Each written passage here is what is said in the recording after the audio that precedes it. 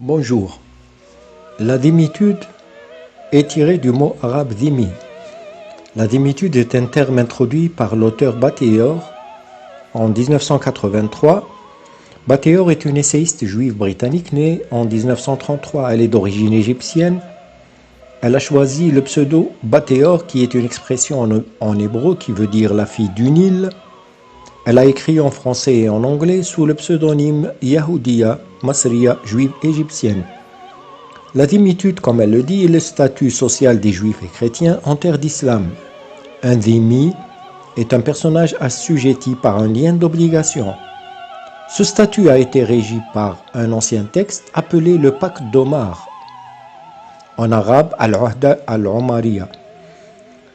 Le calife Omar al-Khattab, qui a régné de 634 à 644, était le premier à légiférer sur le statut de dhimmi. C'est un statut d'infériorité juridique qui était celle des non-musulmans vivant en terre d'islam, Dar al-Islam.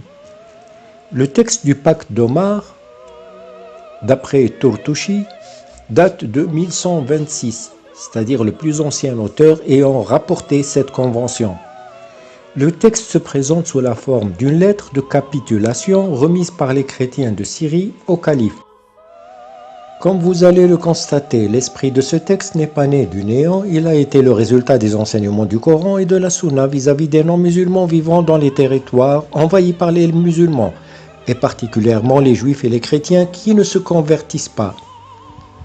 Parmi ces enseignements, un nombre de versets du Coran où Allah traite ses créatures, parmi ceux qui refusent la religion de Mohammed, de pires des créatures, de chiens, de singes, de porcs et d'ânes. Des versets qualificatifs des non-musulmans et des versets incitatifs contre eux qui ont été à la base de la législation islamique, la charia. Sans oublier que pendant les 5 prières quotidiennes, le musulman récite 17 fois la Fatiha, qui est la première sourate du Coran dans laquelle il qualifie les juifs de maudits et les chrétiens d'égarés. Guide-nous dans le droit chemin. Le chemin de ceux que tu as comblés de faveurs, non pas de ceux qui ont encouru ta colère, ni des égarés.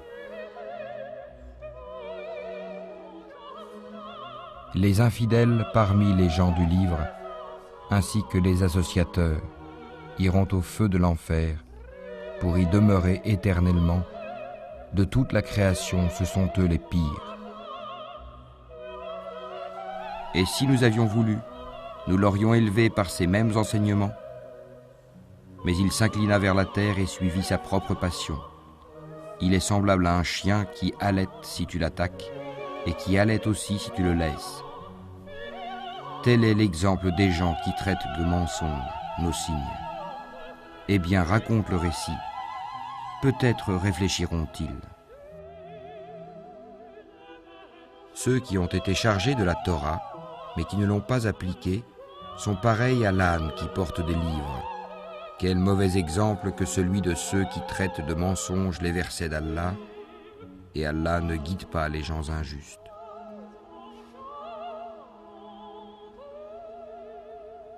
Dis, puis-je vous informer de ce qu'il y a de pire en fait de rétribution auprès d'Allah, celui qu'Allah a maudit, celui qui a encouru sa colère, et ceux dont il a fait des singes, des porcs, et de même celui qui a adoré le tagut.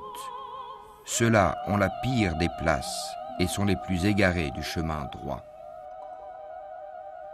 Ô vous qui croyez, les associateurs ne sont qu'impureté, qu'ils ne s'approchent plus de la mosquée sacrée après cette année-ci. Et si vous redoutez une pénurie, Allah vous enrichira, s'il veut, de par sa grâce, car Allah est omniscient et sage. Ô les croyants, ne prenez pas pour alliés les juifs et les chrétiens. Ils sont alliés les uns des autres, et celui d'entre vous qui les prend pour alliés devient un des leurs. Allah ne guide certes pas les gens injustes. Après que les mois sacrés expirent, tuez les associateurs, où que vous les trouviez. Capturez-les, assiégez-les, et guettez-les dans toute embuscade. Si ensuite ils se repentent, accomplissent la salat et acquittent la zakat, alors laissez-leur la voie libre, car Allah est pardonneur et miséricordieux.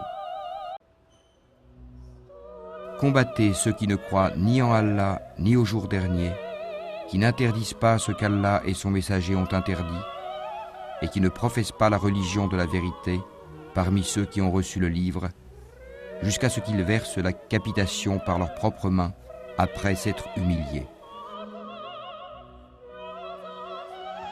Que peuvent engendrer de tels versets, à part la haine sacrée des autres peuples et les autres croyances, et leur soumission au nom d'Allah? Il a été rapporté également que le prophète Mohammed avait aussi son mot à dire sur ce sujet à travers les hadiths jugés authentiques dans Muslim et Sunan Abu Daoud. Dans le Sahih Muslim, le hadith 2167, il est rapporté que le messager d'Allah a dit « Ne commencez pas les premiers par saluer les juifs et les chrétiens. Et si vous croisez l'un d'eux, contraignez-le à prendre le chemin le plus étroit. » Et dans le hadith authentique de Muslim également, numéro 2767, Mohammed a dit « Il ne meurt jamais aucun musulman sans qu'Allah ne le sauve de l'enfer en le substituant par un juif ou un chrétien. » On se demande pourquoi il ne le substituerait pas par un athée ou un bouddhiste par exemple. Ce hadith est quand même jugé sahih, c'est-à-dire authentique. Et pour ceux qui ont peur d'être choqués par leur religion, et ont le réflexe de se voiler les yeux et renier automatiquement leur texte, les références sont citées. Ils n'ont qu'à ouvrir Sahih Muslim, mais surtout ouvrir leur esprit.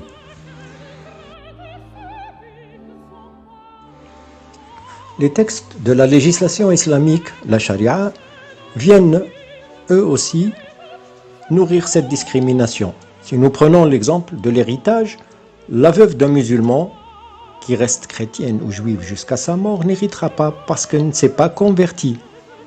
De même que la musulmane ou le musulman qui se convertit au judaïsme ou au christianisme. La charte d'Omar, c'est un engagement pris par les chrétiens qui comporte plus d'une vingtaine de clauses.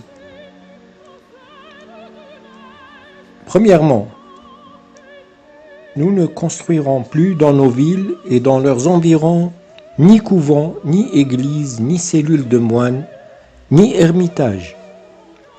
Nous ne réparerons point ni de jour ni de nuit ceux des édifices qui tomberont en ruine ou qui seraient situés dans les quartiers musulmans. Deuxième clause. Nous tiendrons nos portes grandes ouvertes aux passants et aux voyageurs. Nous donnerons l'hospitalité à tous les musulmans qui passeront chez nous et les hébergerons durant 3 jours. Troisième clause. Nous ne donnerons asile ni dans nos églises ni dans nos demeures à aucun espion. Quatrième clause. Nous ne cacherons rien aux musulmans qui soit de nature à leur nuire. Cinquième clause. Nous n'enseignerons pas le Coran à nos enfants. Sixième clause. Nous ne manifesterons pas publiquement notre culte et ne le prêcherons pas. Nous n'empêcherons aucun de nos parents d'embrasser l'islam si telle est sa volonté. Septième clause. Nous serons pleins de respect envers les musulmans. Nous nous lèverons de nos sièges lorsqu'ils voudront s'asseoir. Huitième clause. Nous ne chercherons point à leur ressembler sous le rapport des vêtements, par la calotte, le turban ou les chaussures ou par la manière de peigner nos cheveux. Neuvième clause. Nous ne ferons point usage de leur parler. Nous ne prendrons pas leur nom. 10e clause. Nous ne monterons point sur des selles. 11e clause. Nous ne scindrons pas l'épée. Nous ne détiendrons aucune espèce d'arme et n'en porterons point sur nous. 12e clause. Nous ne ferons point graver nos cachets en caractères arabes. 13e clause. Nous ne vendrons point de boissons fermentées. 14e clause. Nous nous tendrons le devant de la tête. 15e clause. Nous nous habillerons toujours de la même manière, en quelques endroits que nous soyons, nous nous serrerons la taille avec une ceinture spéciale.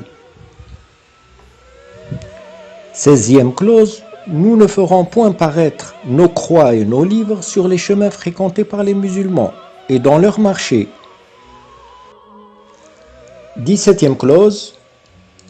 Nous ne sonnerons la cloche dans nos églises que très doucement. Nous n'y élèverons pas la voix en présence des musulmans. Nous ne ferons pas les processions publiques du dimanche des rameaux et de Pâques. Nous n'élèverons pas la voix en accompagnant nos morts. Nous ne prierons pas à voix haute sur les chemins fréquentés par les musulmans et dans leurs marchés.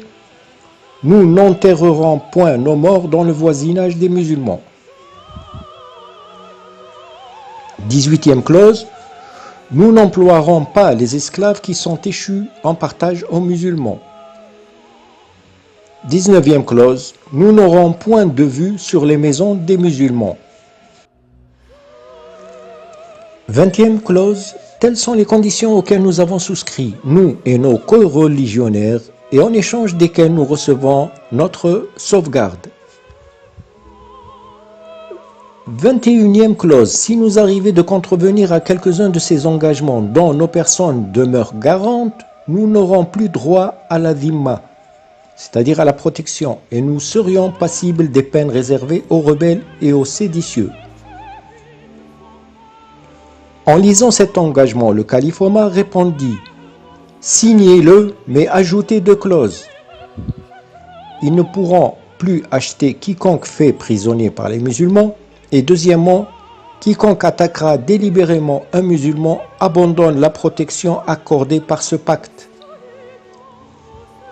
Ce qu'on peut dire, c'est que le discours victimaire sur l'histoire, quand certains musulmans se plaignent des croisades, ces croisades qui sont arrivées 6 siècles après l'instauration de la dhimmitude et la maltraitance des chrétiens et des juifs de Palestine.